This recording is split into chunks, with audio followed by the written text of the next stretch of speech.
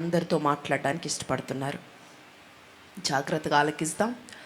ప్రతి మాట దేవుడు నా కొరకే మాట్లాడుతున్నాడని విశ్వసించండి.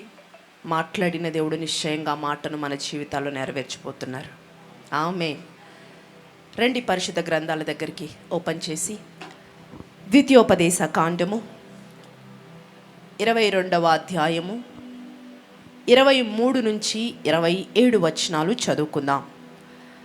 Deuteronomy chapter 22 verses 23 to 27. కన్యక అయిన చిన్నది ప్రదానము చేయబడిన తరువాత అవును ఒకడు ఊరిలో ఆమెను కలుసుకొని అవును ఆమెతో శయనించిన ఎడల ఆ ఊరి గవని యొద్దకు వారినిద్దరిని తీసుకొని వచ్చి ఆ చిన్నది ఊరిలో కేకలు వేయక ఉన్నందున ఆ చిన్నది ఊరిలో కేకలు వేయక ఉన్నందున ఆమెను తన పొరుగువాని భార్యను అవమానపరచినందున అవును ఆ మనుష్యుని రాళ్లతో చావగొట్టవలెను. అవును అట్లు ఆ చెడుతనమును మీలో నుండి పరిహరించుదురు.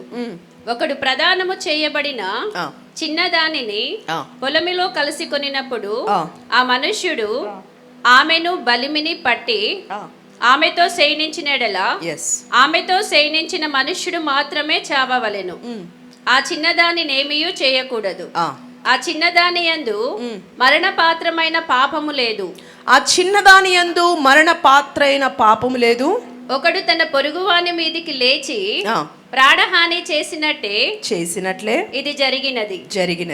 అతడు ఆమెను పొలములో కలిసి కొనగా ప్రదానము చేయబడిన ఆ చిన్నది కేకలు వేసినను ఆమెకు రక్షకుడు లేకపోయెను. చాలండి. హల్లెలూయా.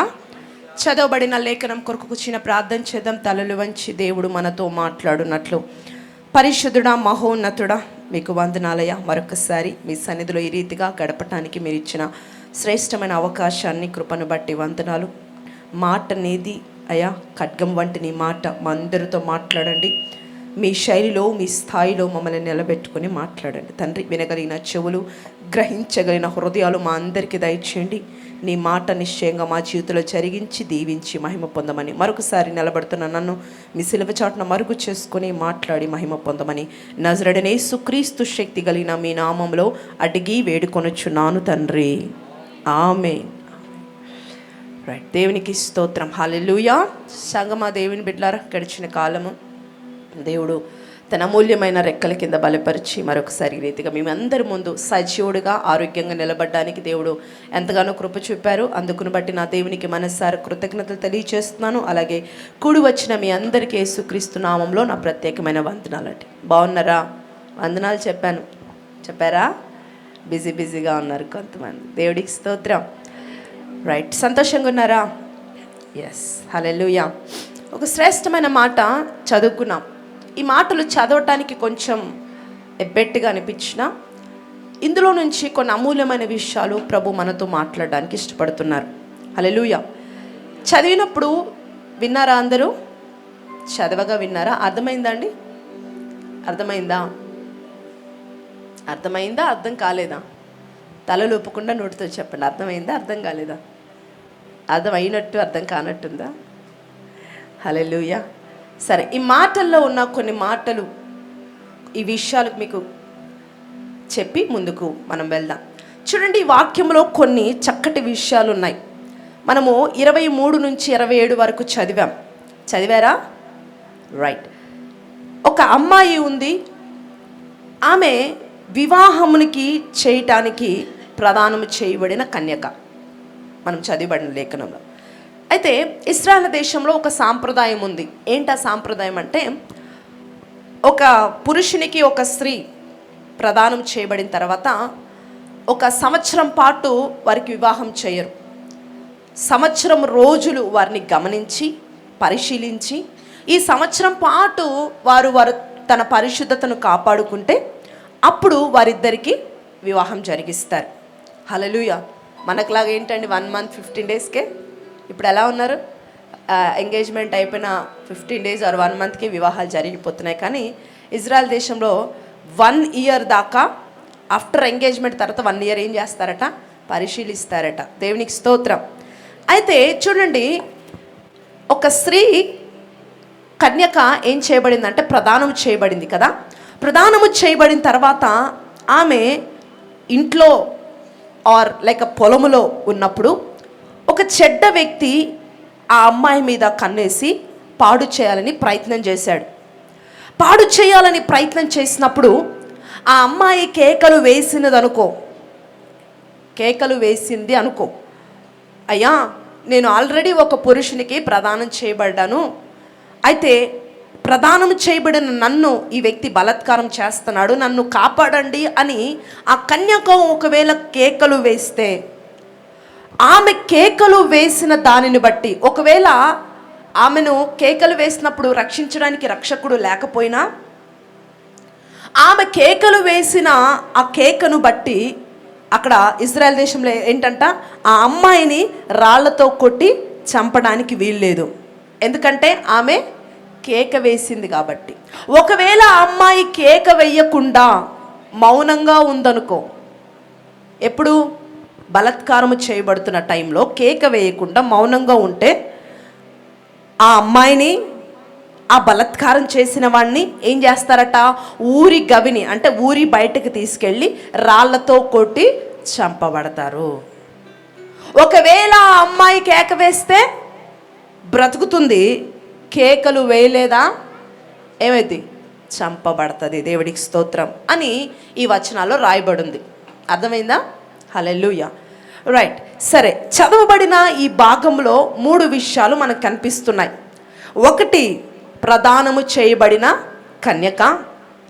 2, ప్రదానము చేయబడిన కన్యక యొక్క పవిత్రతను చెరిపే బలాత్కారము చేసే వ్యక్తి. 3, ఆ అమ్మాయి స్పందన. ఆ అమ్మాయి స్పందన మౌనంగా ఉందా?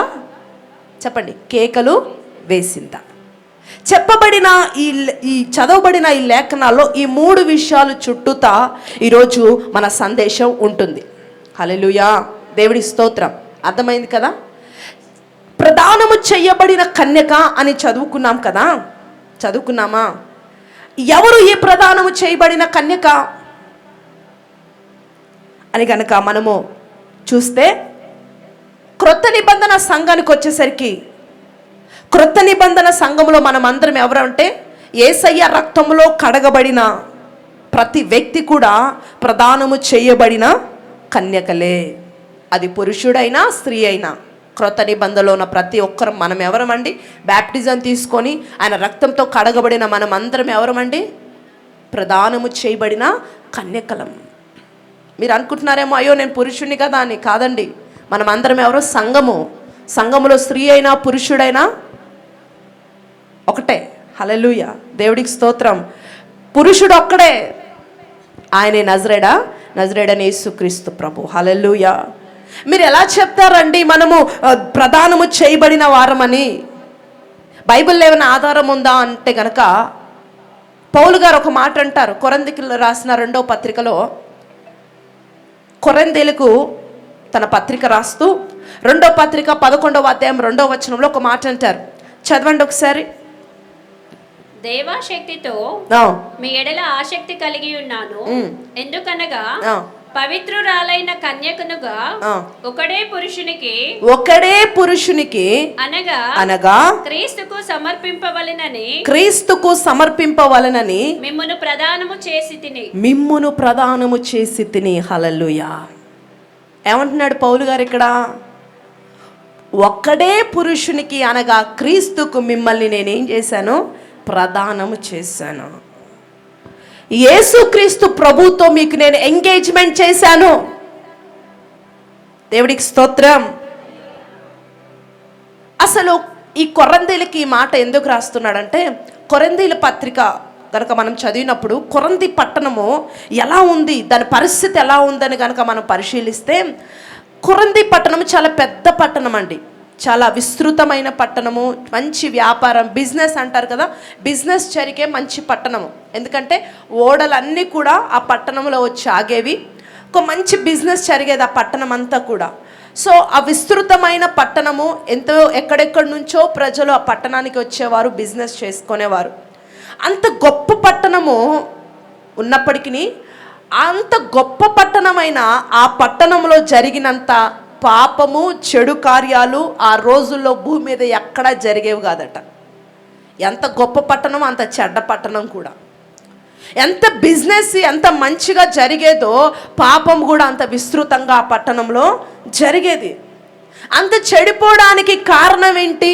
ఆ పట్టణంలో ఏం జరుగుతుంది అని కనుక మనం చూస్తే, ఆ పట్టణంలో కామదేవత అని ఒక గుడి ఉండేది. ఒక కొండపైన ఆ గుడి ఉంటే, కొండ చుట్టూ దాదాపు 2000 వేశ్యగృహాలు ఉండేవి. ఎలా ఉండేదంటే అక్కడ వాళ్ళ ఆచారము, ఆ యొక్క గుడి దగ్గర వెళ్ళి అక్కడ విస్తృతంగా ఎంత పాపము చేస్తే అంత ఆ దేవత యొక్క కృప మా మీద ఉంటుందని వారు నమ్మేవారు. ఎంత పాపం చేస్తే అంత కృప ఉంటుందని వారు నమ్మి విచ్చలవిడిగా అక్కడ పాపము జరుగుతూ ఉంది. అటువంటి సమయంలో ఒక వ్యక్తిని దేవుడు ఆ పట్టణానికి తీసుకెళ్ళాడండి. దేవుడికి స్తోత్రం.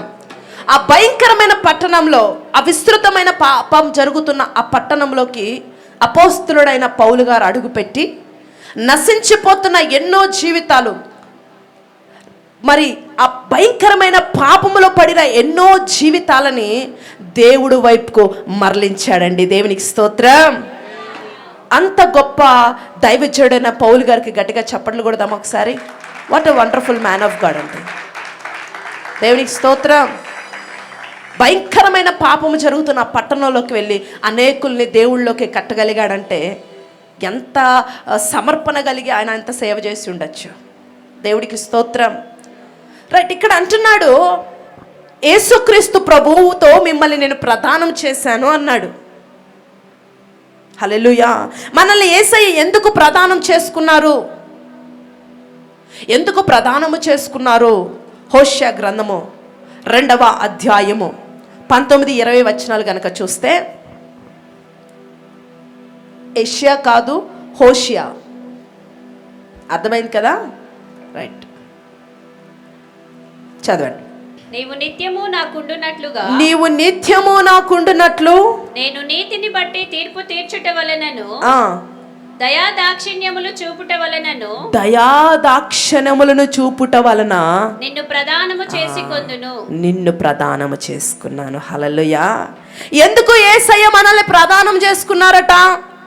ఎందుకు ప్రదానం చేసుకున్నారంటే, నిత్యము తన దయా దాక్షణ్యములను మన మీద చూపించడానికి ఆయన మనల్ని ప్రదానం చేసుకున్నాడట. ఆమె చెప్పాలనిపిలే ఉన్నారు ఇక్కడే. మత్తు వదలలేదట్టుంది. వదిలిందా? ఆ మత్తు వదిలిపెట్టేట ఒక దేవునికి స్తోత్రం చెప్పండి. హల్లెలూయా. ఇంకా వదల్లా. ఇంకొకసారి చెప్పండి. హల్లెలూయా. దేవునికి స్తోత్రం. ఎందుకు ప్రదానం చేసుకున్నాడట? ఎందుకు ప్రదానం చేసుకున్నాడు? దయా దాక్షిణ్యములు చూపించడానికి. ఎప్పుడు? ఒక ఆదివారమా, 2 రోజులా, నెలలో ఒక 4 రోజులా? ఎప్పుడట? నిత్యము, ఎవ్రీ డే, ఎవ్రీ మినిట్, ప్రతి నిమిషము, ప్రతి సెకండు నీ మీద దయను, కనికరాన్ని, జాలిని చూపించటానికి ఇష్టపడి నిన్ను ఆయన ఏం చేసుకున్నాడు? ప్రదానము చేసుకున్నాడట. హల్లెలూయా. నిత్యము నువ్వు ఆయనతో ఉండాలని. ఒక ఆదివారము 2-3 గంటలు మందిరానికి వచ్చిన సమయమే కాదు. ఎల్లవేళలా నువ్వు కూర్చున్నా, లేచినా, పడుకున్నా, త్రోవలు నడిచినా, నీ పని చేసుకుంటున్నా, నీ ఉద్యోగం చేసుకుంటున్నా, నువ్వు ఆయనతో బ్రతకాలనేది ఆయన ఆశ, ఆయన కోరిక. నిత్యము నువ్వు ఆయనతో గడపాలని ఆయన కోరుకుంటున్నాడు. అందుకే అంటున్నాడు, నువ్వు నిత్యము నేను నీతో ఉండాలనుకుంటున్నాను, నువ్వు నిత్యము నాతో ఉండాలని నేను ఇష్టపడుతున్నాను, కాబట్టి నేను నిన్ను ప్రదానము చేసుకున్నాను. దేవుడికి స్తోత్రం. ప్రదానము చేయబడిన కన్యకలారా, మరి దేవునితో గడిపే సమయాన్ని మీరు దేవుడికి ఇస్తున్నారా లేదా? హల్లెలూయా. ఇప్పుడు చూడండి, వివాహాన్ని చేసుకోవడానికి ఒక స్త్రీ కానీ పురుషుడు కానీ చాలామందిని చూస్తూ ఉంటారు. పురుషులు ఆర్ స్త్రీలు కొంతమంది వెతుకుతూ ఉంటారు. మంచి వరుడు, మంచి వధువు కావాలని ఖచ్చితంగా చూస్తాం. అవునా కాదా? ఒకరిని చూసి వెంటనే పెళ్లి చేసుకుంటారు. కొంతమంది 2, కొంతమంది 3, కొంతమంది 5, కొంతమంది 10 మంది, విచిత్రం ఏంటంటే కొంతమంది 100 మందిని చూసిన వాళ్ళకి నచ్చరు, 200 మందిని చూసినా నచ్చరు, ఇంకా ఏదో కావాలి వాళ్ళకి కదండి. హల్లెలూయా. సరే, ఎంతమందిని 100 మందిని 20 మందిని ఎంతమందిని చూసినా చివరికి ఒక్కరినే వివాహం చేసుకుంటాం, అవునా? ఇక్కడ ఏమంటున్నాడంటే ప్రభువు, ఈ ప్రపంచంలో చాలామంది ఉన్నారు, ఉన్నారా లేరా? ఉన్నారు. కానీ ఆయనకట నిన్ను చూడగానే, ఎవరిని చూడగానే? ఎవరిని చూడగానే? నోరుందా? ఓకే, చెప్పండి. ఎవరిని చూడగానే? నిన్ను చూడగానట ఈ బిడ్డ నా బిడ్డ అయితే బాగుండు, ఈ కుమారుడు నా కుమారుడైతే బాగుండు అని దేవుడట, చూడండి, ఇంత విస్తారమైన ప్రజానికంలో నిన్ను సెలెక్ట్ చేసుకొని నిన్ను ప్రదానం చేసుకున్నాడట. దేవునికి స్తోత్రం. బా, ఎంత గొప్ప దేవుడు అండి. హల్లెలూయా. ఎంతోమంది ఉన్నారు ప్రపంచంలో, కొన్ని కోట్ల మంది ఉన్నారు, కానీ నిన్ను సెలెక్ట్ చేసుకున్నాడు, నిన్ను ఏర్పరచుకొని నిన్ను ప్రదానం చేసుకున్నాడంటే ఎంత ప్రేమిస్తున్నాడు నిన్ను. హల్లెలూయా. నిన్ను తనవాడిగా తనదానిగా చేసుకోవడానికి ఇష్టపడ్డాడండి ఆయన. దేవునికి స్తోత్రం. మనమేదో భక్తిపరులమని, మనమేదో నీతిమంతులమని కాదు మనల్ని ఎన్నుకుంది. హల్లెలూయా. కోట్ల మంది ఉన్నారు, కానీ విచిత్రం ఏంటో తెలుసా? నీ మీద ఆయన మనసు పడ్డాడు, అందుకే ఆయన నిన్ను ఏం చేసుకున్నాడట? ప్రదానము చేసుకున్నాను. హల్లెలూయా. దేవుడికి స్తోత్రం. నిన్ను చూడగా ఆయనకి ఏం పుట్టిందట? దయ పుట్టిందంట. ఏమంటున్నాడు అక్కడ? నిత్యము దయా దాక్షణములు నీ మీద చూపించడానికి నేను నిన్ను ప్రదానం చేసుకున్నాను. కొంతమందిని చూస్తే దయ్యం పుడుతుంది, కోపం పుడుతుంది కదండి, కానీ యేసయ్యకి నిన్ను చూస్తేట దయ పుట్టిందంట. హల్లెలూయా. దయ పుట్టి నిన్ను ప్రదానం చేసుకున్నాడట. ఎందుకు ప్రదానం చేసుకున్నాడు? ఆ దయ నీ జీవిత కాలం అంతా నీ మీద కురిపించడానికి, ఆ ప్రేమను కురిపించడానికి, ఆయన కృపను కురిపించడానికి. ఎంత గొప్ప దేవుడు అండి. హల్లెలూయా. దేవుడికి స్తోత్రం. అందుకే కింద అంటాడు 20వ వచనంలో, దయాదాక్షిణ్యము చూపుట వలన నమ్మకమును బట్టి. ఏముంది అక్కడ? చదవండి 20వ వచనం. నీవు యెహోవాను ఎరుగునట్లు నేను నమ్మకమును బట్టి నిన్ను ప్రదానము చేసుకున్నా. నమ్మకమును బట్టి. ఈ అపనమ్మకస్తురాలైన ఈ అపనమ్మకస్తురాల్ని నమ్మకమైన దేవుడు నమ్మాడండి. దేవుడికి స్తోత్రం. హల్లెలూయా. మేము బలహీనులమే, మేము అపనమ్మకస్తులమే, కానీ ఇక నుండైనా సరిగ్గా బ్రతుకుతారని, నమ్మకత్వం కలిగిన జీవితం జీవిస్తారని దేవుడు మమ్మల్ని నమ్మి ఈరోజు ఈ స్థితిని, స్థాయిని ఇచ్చాడండి. దేవుడికి స్తోత్రం. హల్లెలూయా. అందుకే నమ్మకమైన వాడా ఏమన్నాడు? మెండుగా నీకు ఖచ్చితంగా దీవెనలు కురిపిస్తాను. నమ్మకంగా నువ్వు నీ పనిలో, నీ ఉద్యోగంలో, నీ వ్యాపారంలో, నీ సేవ పరిచర్యలో, నీ చిన్నదైనా సరే నువ్వు నమ్మకంగా ఉన్నప్పుడు నీ నమ్మకత్వాన్ని బట్టి దేవుడు ఏం చేస్తాడట? ఉన్నతమైన స్థాయిని, స్థితిని నీకు అనుగ్రహిస్తాడట. హల్లెలూయా. ఈరోజు నువ్వు అనేకమైన వాటి మీద నమ్మకంగా ఉన్నావేమో, నీ పనిలో, నీ ఉద్యోగంలో. దాన్ని బట్టి నాకేం రావట్లేదండి, నేను 2-3 సంవత్సరాల నుంచి నమ్మకంగా ఉద్యోగం చేస్తున్నాను, ఈ 10 ఏళ్ల నుంచి నమ్మకంగా పని చేస్తున్నాను, కానీ ఇంతవరకు నేనేమి నా నమ్మకత్వాన్ని బట్టి ఏమి నేను పొందుకోలా. నా ఫ్రెండ్స్, నా చుట్టూ ఉన్నవారు విచ్చలవిడిగా ఏంటండి లంచాలు తీసుకుంటూ ఇష్టానుసారంగా ఉన్నప్పుడు వారు అభివృద్ధి చెందుతున్నారు, కానీ నమ్మకంగా ఉండి నేను ఏమీ సంపాదించలేదు, ఏమీ పొందుకోలేకపోయానని ఒకవేళ నిరాశ నీకుంటే దేవుడు నీతో మాట్లాడుతున్నాడు. నమ్మకమైన పనివాడా, దిగులు చెందకు, నేను నమ్మకత్వాన్ని బట్టి అనేకమైన వాటి మీద అతి త్వరలో నేను అధికారిగా నిన్ను నిలబెట్టబోతున్నాను. Receive in the name of Jesus. Yes, స్థిరమైన దీవెనలు కురిపించువాడు ఆయన. హల్లెలూయా. 10 ఏళ్ల నుంచి నువ్వు నమ్మకంగా పనిచేస్తున్నావేమో, నీ దేవుడు ఈరోజు నీతో మాట్లాడుతున్నాడు. ఖచ్చితంగా నీ నమ్మకత్వానికి తగిన బహుమానం నీకు నిశ్చయంగా దొరుకుతుంది. హల్లెలూయా. బ్రదర్, దేవుడిని నమ్మాడట, సిస్టర్ దేవుడిని నమ్మాడట.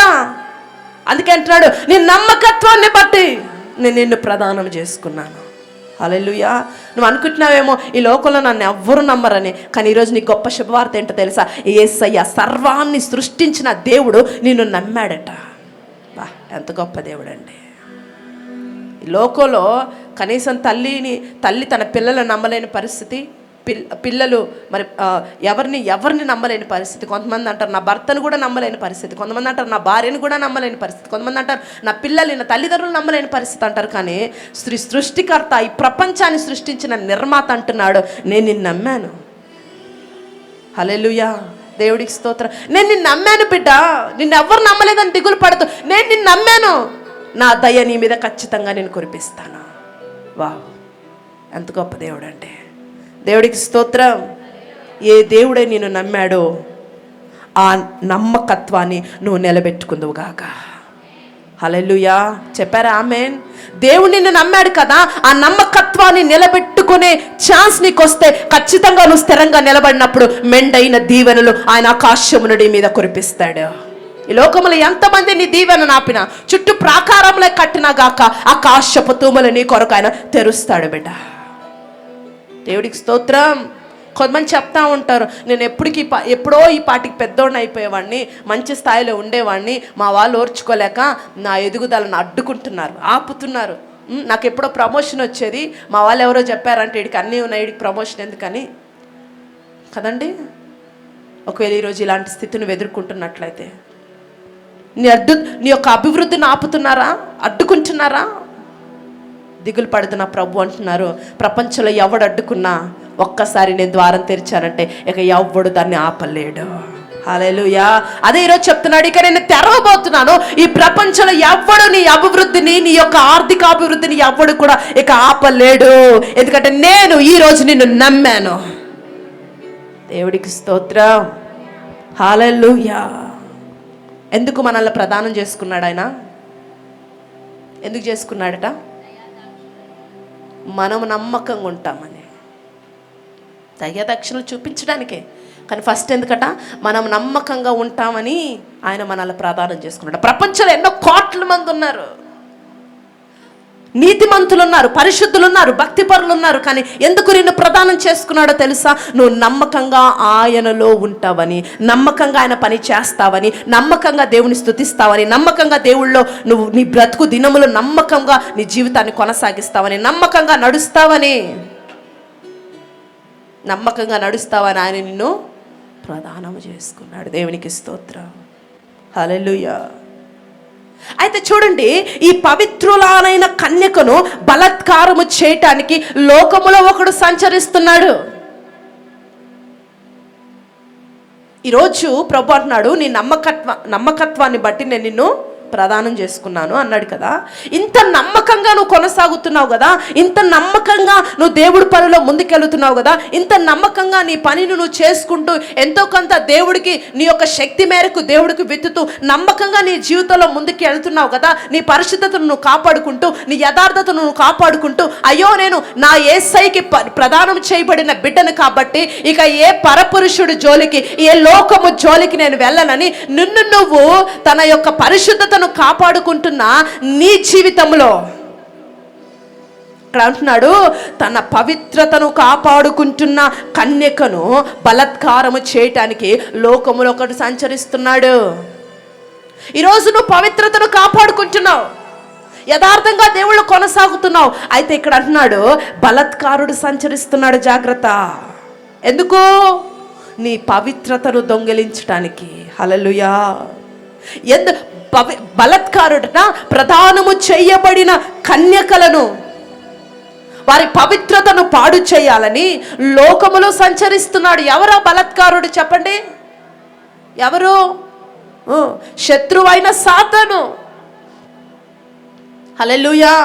శత్రువైన సాతాను ఈ కన్యత్వాన్ని పాడు చేయాలని, ఆ ఒక్కడే పురుషునికి అంకితము కానివ్వకుండా, హల్లెలూయా, పరపురుషుడిగా పిలువబడుతున్న సాతాను కౌగిట్లో కూడా ఈ కన్యక రావాలని లోకములట వాడు నిత్యము సంచరిస్తున్నాడట. నీ ఆత్మీయ జీవితాన్ని పతనము చేయాలని, నీ పవిత్రమైన జీవితాన్ని పతనము చేయాలని, నాశనము చేయాలని వాడు సంచరిస్తా ఉన్నాడు. అర్థమవుతుందా? ఇందాక ప్రదానము చేయబడిన కన్యక పొలములో ఉందా? పని చేసుకుంటుంది. సడన్గా బలాత్కారం చేయటానికి బలాత్కారుడు ఎంటర్ అయ్యాడు. ఆ చిన్నది ఏం చేసింది? హల్లెలూయా. ఏం చేసింది? కేక వేసింది. ఈరోజు వాక్యం యొక్క టైటిల్ ఏంటో తెలుసా? చెప్పనా? హల్లెలూయా. భిక్షకుడి కేక, రక్షకుని రాక. హల్లెలూయా. చెప్పండి, భిక్షకుడి కేక, రక్షకుని రాక. దేవుడికి స్తోత్రం. ఆ కన్యక ఏం చేసిందండి? కేక వేసింది. ఈరోజు ఇక్కడ చూడండి, బలత్కారం చేసేవాడు సాతానుడైతే, ఇప్పుడు చూడండి, బలత్కారం అనేది ఇద్దరి ఇష్ట ప్రకారంగా జరిగిద్దా? ఒకరి ఇష్ట ప్రకారం జరిగేదా?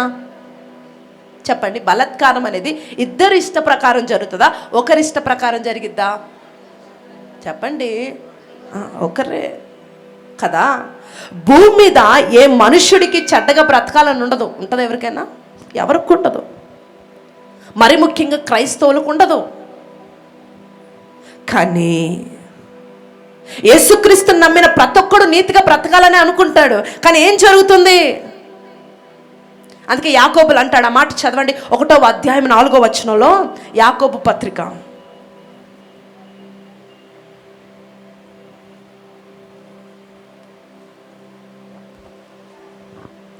1:14.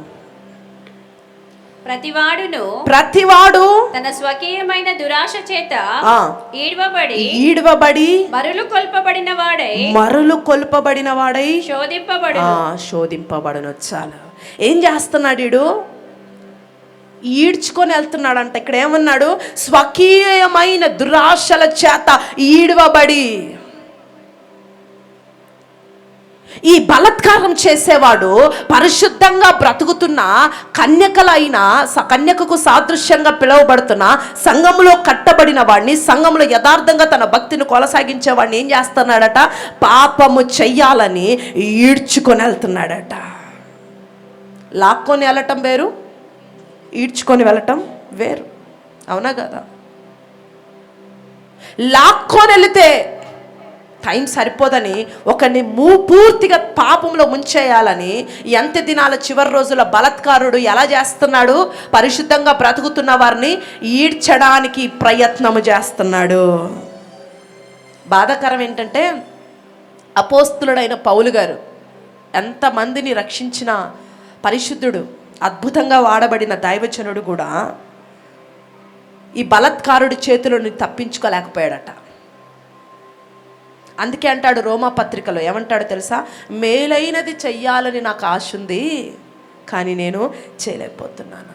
7వ అధ్యాయము 9వ వచనము, 19, రోమా పత్రిక 7:19-21 అంటాడు. నోట్ చేసుకోండి చాలు. మేలైనది చెయ్యాలనేది నాకుంది, కానీ నేను చేయలేకపోతున్నాను. కారణం ఏంటి? కీడు చేస్తున్నాను, కానీ దాన్ని చేయనది నేను కాదు, పాపమే అంటాడు. నేను చేయట్లేదు, నాలో ఉన్న పాపమే కీడు చేస్తుంది. కీడు చేయాలని నాకు లేదు. ఏమంటున్నాడు పౌలు గారు? మేలైనది చెయ్యాలని ఉంది.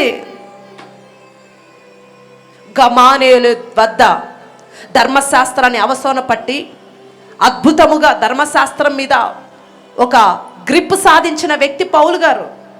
అనేకమైన విషయాలు తెలుసుకున్న జ్ఞానవంతుడు,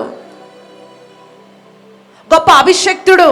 అటువంటి వ్యక్తి కూడా ఈ బలాత్కారుడైన సాతాను చేతిలో శోధింపబడ్డాడండి. మనమెంత? హల్లెలూయా. అవునా కాదా? ఎంత గొప్పగా వాడబడిన దైవజనుడు పౌలు గారు. అటువంటి పౌలు గారే అంటున్నారు, నాకు కీడు చేయాలని లేదు, మేలు చేయాలని ఉంది, కానీ నేను చేయలేకపోతున్నాను. కానీ చేస్తుంది నేను కాదు, నాలో ఉన్న పాపం. అంటే బలాత్కారుడు ఏం చేస్తున్నాడు? ప్రదానము చేయబడిన కన్యకల మీద మరింత ఫోకస్ పెట్టి లాక్కొని పోవడం కాదు, ఈడ్చుకొని పోతున్నాడంట, శోధిస్తున్నాడంట, మరల కొలపాలని. ఏమంటున్నాడు అక్కడ? మరులు కొల్పబడటానికి. కొంతమంది అంటారు కదా, మార్చేస్తున్నాడు వీడు వీళ్ళని. కొంతమంది అని చెప్తాట, మందు, ఏం మందు అది? సమ్ పీపుల్ ఆర్ స్టిల్ మరుగు మందు అవి పెట్టి మార్చేస్తున్నారండి చెప్తా ఉంటారు కొంతమంది. మాకు మరుగు మందు పెడతంట మనసు ఇక వాళ్ళ వెనకాల వెళ్ళిపోద్దంట. పెడుతున్నారేంటి మీరు?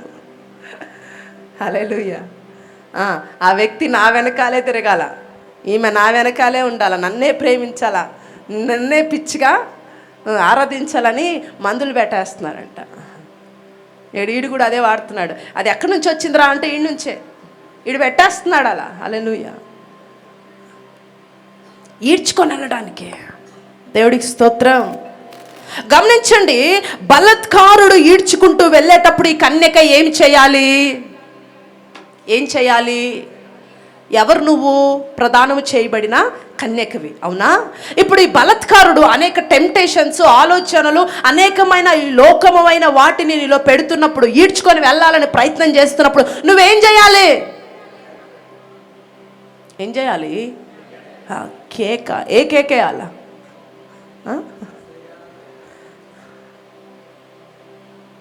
అక్కడ పాత నిబంధన గ్రంథంలో కన్యక పాపం కేక వేసిందంట, కానీ రక్షకుడు లేడంట. చదివారు కదా మీరు? రక్షకుడు లేకపోయెను.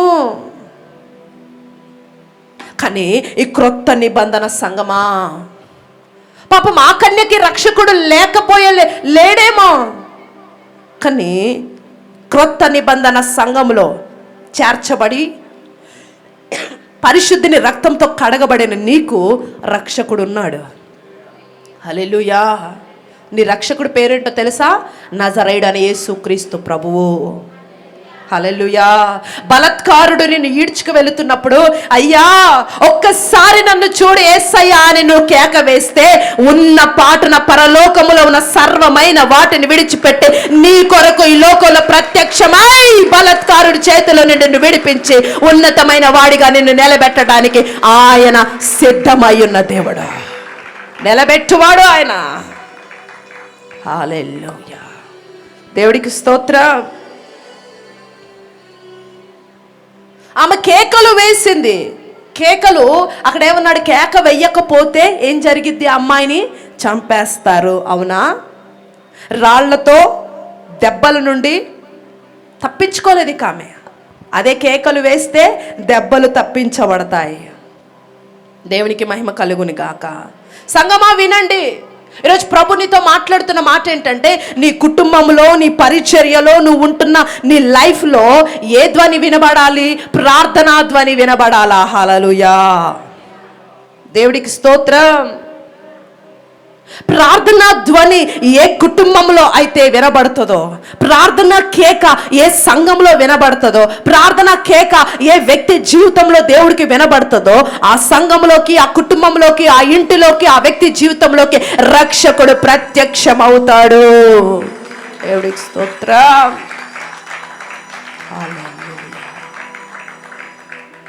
ప్రభువా, నా నోటి మీద నాకు జయ జీతం దయచేయ్యా, నా తప్పుడు ఆలోచన నుంచి నాకు జయ జీతం దయచేయని నువ్వు కేకలేస్తే, నీ రక్షకుడు నిశ్చయంగా ప్రత్యక్షమై బలత్కారు చేతిలో నుండి విడిపిస్తాడు.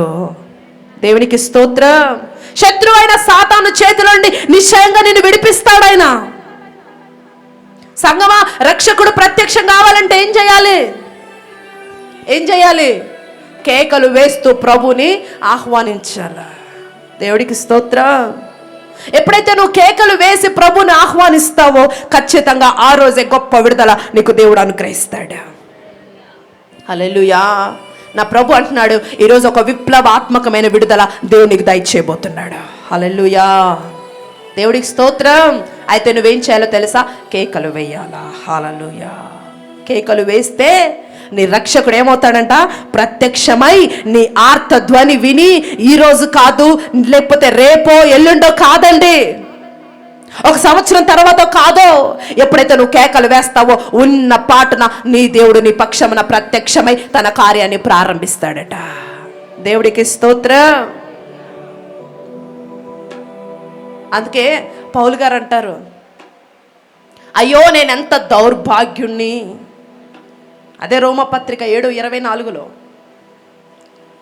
ఇట్టి మరణమగు శరీరం నుండి నన్ను విడిపించేవాడు ఎవడు అని కేకలు వేశాడంట. ఎప్పుడు? ఇందాక చదువుకున్నాం కదా, మేలైనది చెయ్యాలనుంది కానీ కీడు చేస్తున్నాను.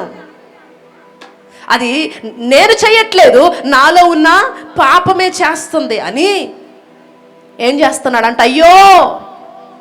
చెప్పండి, ఏమన్నాడు? అయ్యో. ఏంటండి ఆ వాయిస్లో బాధేది? చెప్పమన్నారు కదా. అయ్యో. ఏమన్నాడు చెప్పండి, మీరు చెప్పండి ఒకసారి.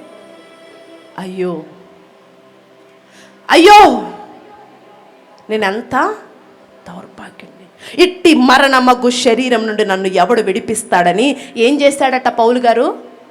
చెప్పండి, ఏం చేశాడు? వింటున్నారా? ఏం చేశాడు చెప్పండి? కేకలు వేశాడు. వింటున్నారా? స్వరాలు తెరవండి. మత్తు పోలేదట్టుంది, ఇంకా నిద్ర వస్తుందా? ఏం చేశాడు చెప్పండి పౌలు గారు? అయ్యో ఇట్టి మరణకరమగు శరీరం నుండి నన్ను ఎవరు విడిపిస్తారని ఏం చేశాడట? కేకలు వేశాడట. కేకలు వేస్తే ఏమైంది? రక్షకుడు ప్రత్యక్షమై అతన్ని విడిపించి బలమైన సేవా పరిచర్యలో పౌలు గారిని దేవుడు బలంగా వాడుకున్నాడు. దేవుడికి స్తోత్ర. బలంగా అంటే మామూలు బలం కాదండి. ఎలా మార్చేశాడు పౌలు గారిని? బలత్కారుడు చేతిలో ఉన్న పౌలు గారిని విడిపించి బలవంతుడిగా దేవుడు మార్చేశాడు. దేవుడికి స్తోత్రం. హల్లెలూయా.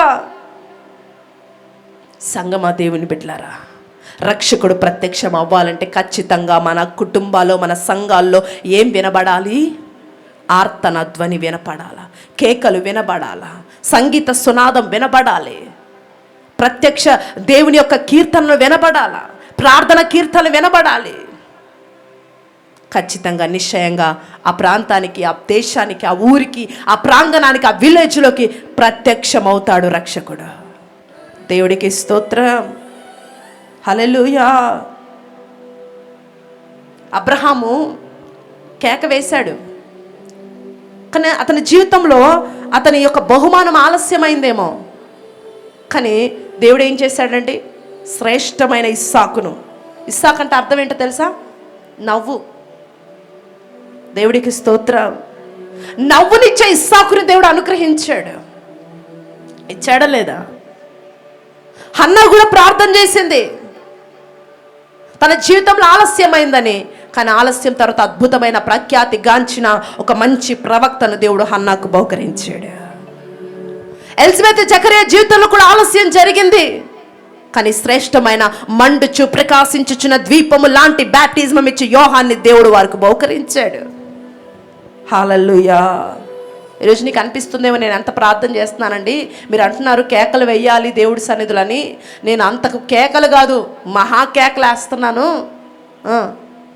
అయినా నా ప్రార్థనకి ఉత్తరం రాలేదు. ఇంకెన్ని ఉపవాసాలు నేను చేయాలి, ఇంకెంత ప్రార్థన చేయాలి, ఇంకెన్ని రోజులు నేను మొరపెట్టాలి అని ఒకవేళ విశ్వాసము సన్నగిలిన స్థితిలో నీవుంటే, ఇదిగో ఈ మాట విను. పరిశుద్ధాత్మ దేవుడు నీతోనే మాట్లాడుతున్నాడు. ఏంటో తెలుసా? ఒక అద్భుతమైన కార్యాన్ని ఈ సంవత్సరం ముగియక మునిపే నీ ఒడిలో ఆయన ప్రసాదించబోతున్నాడు. Receive in the name of Jesus. Hallelujah. ఒక అద్భుతమైన కార్యాన్ని నీ ఒడిలో వేయబోతున్నాడు ఆయన. హల్లెలూయా. అద్భుతాలు ఎప్పుడు ఆలస్యంగానే జరుగుతాయండి, అవునా కదా? హల్లెలూయా. ఆలోపు నువ్వేం చేయాలి? నీ కేకలు మానకూడదు. హల్లెలూయా. కేకలు వేయాలి. మనకు అందరికి తెలుసు, బైబిల్ గ్రంథంలో ఒక వ్యక్తి భిక్షం అడుక్కునే ఒక వ్యక్తి ఏం చేశాడండి? భిక్షకుడు కేక విని రక్షకుడు నిలిచిపోయాడు. పెద్దగా అరుస్తున్నాడు, దావీదు కుమారుడా నన్ను దాటిపోవద్దు. వినపడలేదేమో, యేసేకి వెళ్ళిపోతా ఉన్నాడు. ప్రజలందరూ నోరు మూసుకోరా బాబు అని అంత దూరం వెళ్ళిపోయాడు. పైగా నీ కోసం, నువ్వు ఒక అనామకుడివి, నువ్వు ఒక పేదవాడివి, నువ్వు ఒక దరిద్రుడు, నీ కోసం ఆయన ఆగుతాడా? ఆయన ఎలాంటి దేవుడు, ఆయన ఎలాంటి వ్యక్తి, మహాద్భుత కార్యాలు చేసే వ్యక్తి. ఆఫ్టర్ ఆల్ నీ కోసం ఆడ వేల మంది ఆయన వెనక వెళ్ళిపోతూ ఉన్నారు, నీ కోసం వస్తాడా తిరిగి? ఇక ఆపు చాలు, వెళ్ళిపోయాడు ఆయన ఎప్పుడో అన్నాడు. కానీ ఈయనట ఇంకాస్త బిగ్గరగా అరవడం ప్రారంభించాడంట. కేక వేసినోడు ఆ మాట అనగానే ఏం చేశాడండి? ఇంకా బిగ్గరగా కేకేసాడు. మీరు మార్కు సువార్త 10వ అధ్యాయం 47వ వచనం చదవండి. తర్వాత అందరికి తెలిసిన వచనమే. కేకలు వేశాడు. 48లో మరీ ఎక్కువగా కేకలేశాడట. దావీదు కుమారుడా నన్ను దాటిపోగాకయ్యా. ఒక భిక్షకుడి కేక విని రక్షకుడు నిలిచిపోయాడండి. దేవుడికి స్తోత్రం. హల్లెలూయా. వెనక్కి తిరిగి వచ్చాడండి. సృష్టికర్త యెహోషువ సూర్యచంద్రులు సృష్టిని ఆపారు, కానీ ఈ గుడ్డి భిక్షగాడు సృష్టికర్తనే ఆపివేశాడు. దేని ద్వారా తెలుసా? కేక వెయ్యటము ద్వారా. అందుకే పరిశుద్ధాత్మ దేవుడు ఉదయము ఎందుకు ఇక్కడికి నేను తీసుకొచ్చి మాట్లాడుతున్నానంటే, నీ కేకలు తగ్గాయి. ఏమయ్యాయి? ఏమయ్యాయి చెప్పండి? తగ్గాయి. నువ్వేం చేయాలా అప్పుడు? నీ కేకలు మరీ ఎక్కువగా వేయాలా. ఎందుకంటే రక్షకుడు నీ జీవితానికి, నీ జీవితంలో ప్రవేశించడానికి, ప్రత్యక్షం అవటానికి సిద్ధమవుతున్నాడు. హల్లెలూయా. అందుకే అంటున్నాడు నీ కేకలు పెరగాలి. అందుకే ఉదయం మీ ప్రాంగణానికి నీ తీసుకొచ్చి మాట్లాడుతున్నాడు, బిడ్డ నీ కేకలు తగ్గాయి. అందుకే నీ జీవితంలో రక్షణ కార్యాలు ఆగిపోయాయి, నిలిచిపోయాయి. నువ్వు ఆశపడుతుంటే, అయ్యా ఈ సంవత్సరం ముగియకు మునిపే నా జీవితంలో, నా ఒడిలో ఒక అద్భుతం నేను చూడాలని నువ్వు ఆశపడుతున్న వ్యక్తి అయితే ప్రభు ఈ రోజు నీతో మాట్లాడుతున్నాడు. ఈ దినము మొదలుకొని నీ కేకలను పెంచి ప్రార్థన చెయ్యి. రక్షకుడు నిశ్చయముగా సంవత్సరం ముగియకు మునిపే నీ జీవితంలో ప్రత్యక్షమై నువ్వు ఏది ఆశిస్తున్నావో, ఏది కోరుకుంటున్నావో ఆ కార్యాన్ని నీ కొరకు నీ జీవితంలో ఇచ్చాన తప్పక వెళతాడు. దేవునికి స్తోత్రం. హల్లెలూయా. దేవుడికి స్తోత్రం. మారని మార్పు లేని దేవుడు అండి ఆయన. అవునా కదా? అవునా కదా? హల్లెలూయా.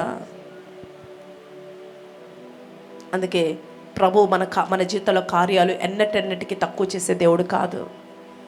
ఇజ్రాయెల్ ప్రజలు కూడా ఇక ఒక్కొక్కటి దాటుకొని వస్తున్నారు.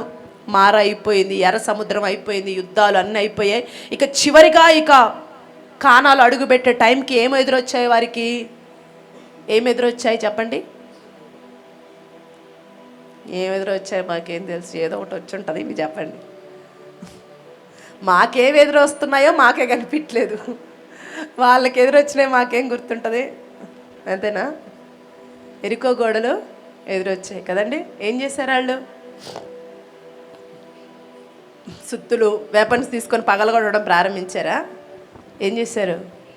7 రోజులు కేకలు. ఏ కేకలు వేస్తున్నారు? జనాల మీద రే అది ఇదనా? నీ ఇష్టం, నీ అంత చూస్తానా? ఈ కేకలు కాదు. నీ మీదకి ఎవరైనా వచ్చారనుకోండి, నువ్వు తిరిగి వాళ్ళ మీద అలా కాదు కేకలు వేయాల్సిందే. దేవుడి సన్నిధిలో కూర్చొని కేకలయ్యి. హల్లెలూయా. దేవుడు వారి యొక్క ఏంటంటే గోడలు కాదు, బద్దలు చేసేస్తాడు వాళ్ళ జీవితాలని. దేవునికి స్తోత్రం. ఇక్కడ ఏం చేశారు? ఇజ్రాయెల్ ప్రజలు అరుస్తున్నారు, కేకలేస్తున్నారు. ఎప్పుడైతే 6 రోజులు కేకలేశారో 7వ రోజుకి ఏమైపోయాయి? ఆ ఎరుకో గోడలు కూలిపోయాయట. దేవునికి స్తోత్రం. కోటలు కూలి కుప్పలైపోయాయి. ఏమయ్యాయి చెప్పండి? కోటలు కూలి కుప్పలైపోయాయట. ఆటోమేటిక్గా అవి కూలిపోతున్నాయంట.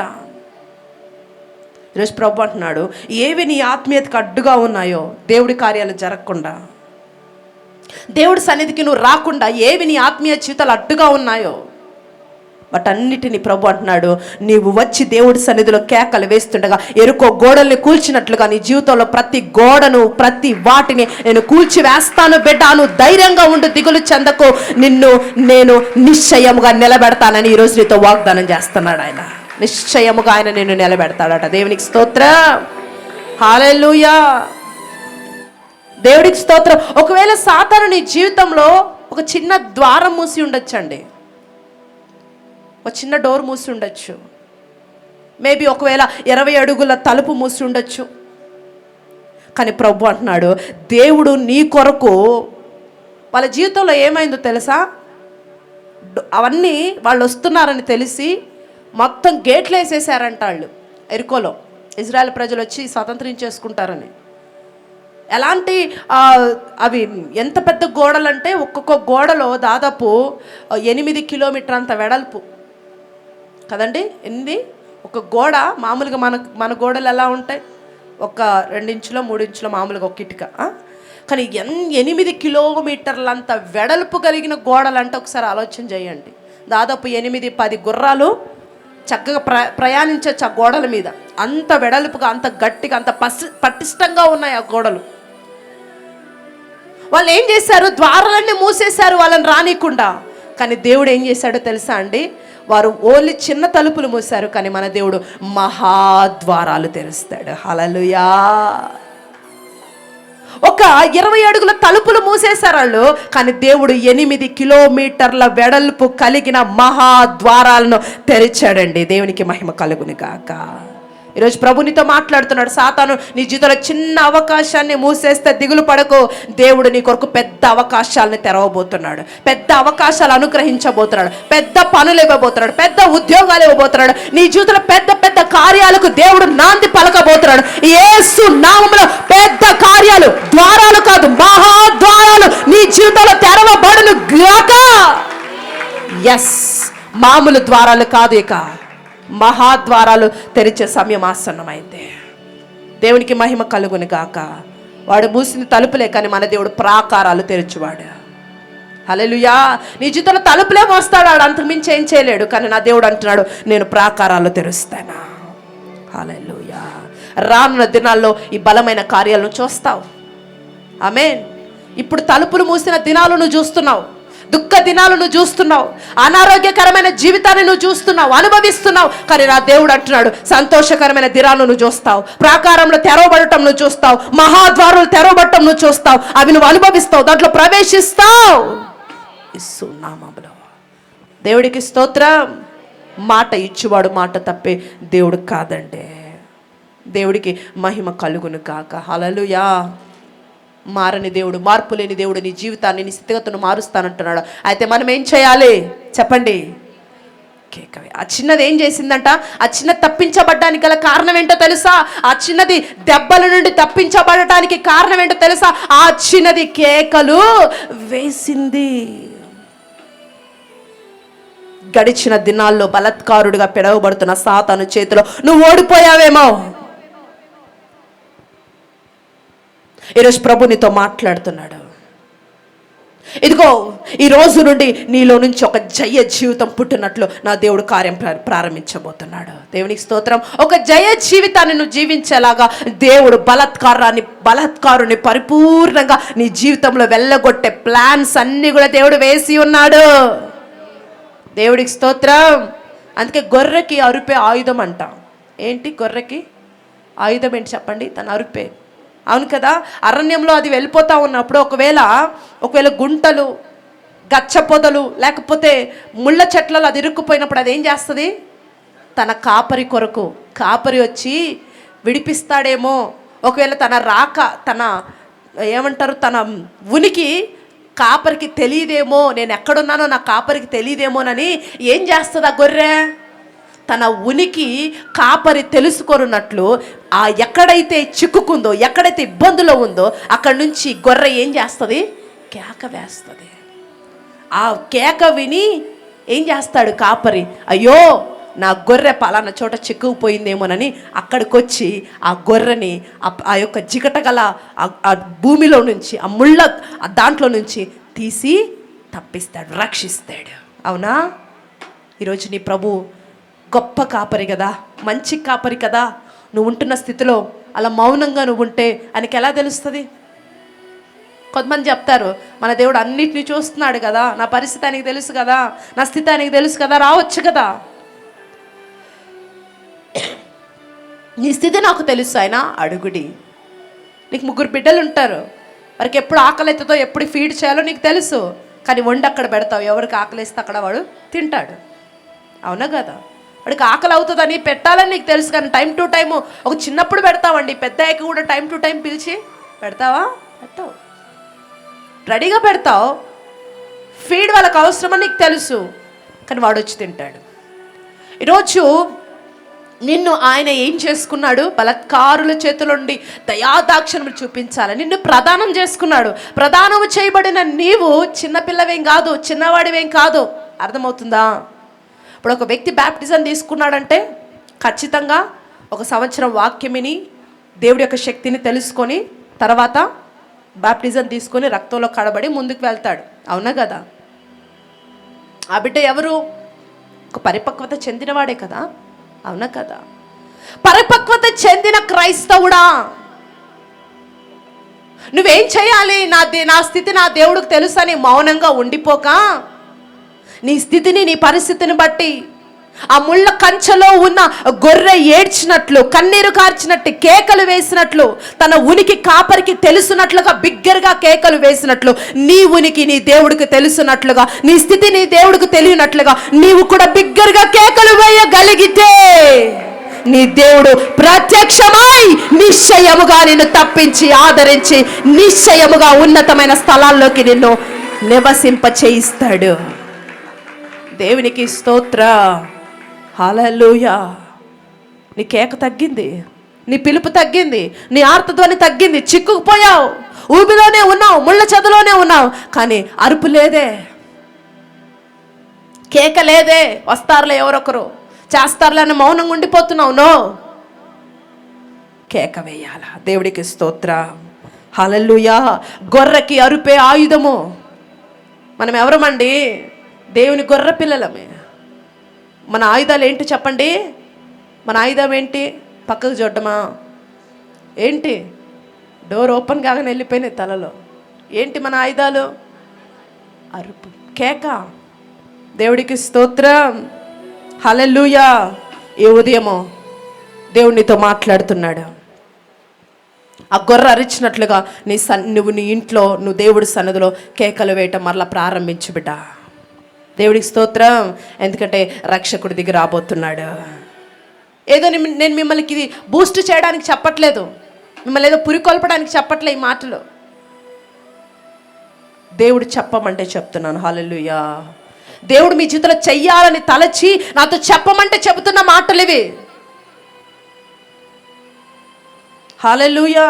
దేవుడికి స్తోత్రం. నమ్మండి. ఈ ప్రాంగణంలోకి ఈరోజు రక్షకుడు ప్రత్యక్షం కాబోతున్నాడు. ఈరోజు దేవుడికి స్తోత్రం. ఏ బలత్కారి చేతిలో నువ్వు చెరపట్టబడ్డావో వాడి సంఖ్యల నుండి నీకు విడుదల చేయబోతున్నాడు ఈ ఉదయం. దేవునికి స్తోత్రం. వాడి చేతిలో నుండి నిశ్చయంగా నీకు విమోచన దయచేయబోతున్నాడు. నమ్ము, ఈ రోజు గొప్ప విడుదల ఈ రోజు నీకు దేవుడు అనుగ్రహించబోతున్నాడు. రిసీవ్ యేసు నామములో. దేవుడికి స్తోత్రం. ఏం చేసింది ఆ కన్యక? చెప్పండి, ఏం చేసింది ఆ కన్యక? కేకలు వేసింది. కేకలు వేయటంతోనే రక్షకుడు ఏమయ్యాడు? ప్రత్యక్షమయ్యాడు. లేచి నిలబడి, దిస్ ఈస్ ద టైం. ధ్వని చేసే సమయము, కేకలు వేసే సమయము. ఎందుకంటే ఈరోజు ఆయన ఈ ప్రాంగణంలోకి దిగి బలత్కారుడి చేతుల నుండి నిన్ను విడిపించడానికి ఆయన సంచరిస్తా ఉన్నాడు. Already his presence has here. దేవుని ప్రసన్నత ఇక్కడ ఉంది. సంచరిస్తా ఉన్నాడు, తిరిగాడుచా ఉన్నాడు. ఏ బిడ్డ కేకలేస్తుందో ఆ బిడ్డ చేయి పట్టుకోవడానికి దేవుడు సిద్ధంగా ఉన్నాడు. ఇదిగో ఈ సమయంలో లేచి నిలబడిన నీవు, ఇదిగో ఆ బిడ్డ కేకులు వేసిన ఒక్క కారణమును బట్టి ఆ బిడ్డ కీడు నుంచి తప్పించబడింది, ఆ బంధకము నుండి తప్పించబడింది, ఆ మరణకరమైన పరిస్థితి నుంచి తప్పించబడింది. ఒకే ఒక్క కారణము, తప్పించబడానికి ఒకే ఒక్క కారణం ఏంటో తెలుసా? ఆ బిడ్డ కేక వేసింది. ఈరోజు ఆయన నిన్ను తప్పించడానికి ఇష్టపడుతున్నాడు. ఆయన నిన్ను మరణ సంఖ్యలో కాక విమోచన సంఖ్యలో ఉంచాలనుకుంటున్నాడు. బలత్కారుని సంఖ్యలో, బలత్కారుని కౌగిట్లో కాక దేవుని కౌగిట్లో నిన్ను చేర్చుకోవడానికి ఇష్టపడుతున్నాడు.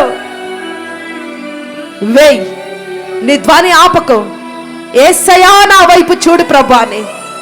తండ్రి నా మొర ఆలకించు ప్రభా. ఇదిగో నా స్థితి ఎలాగుందని మౌనంగా ఉండద్దు. కమాన్, టెల్ ఇట్ యువర్ సెల్ఫ్. నీ పరిస్థితిని చెప్పు.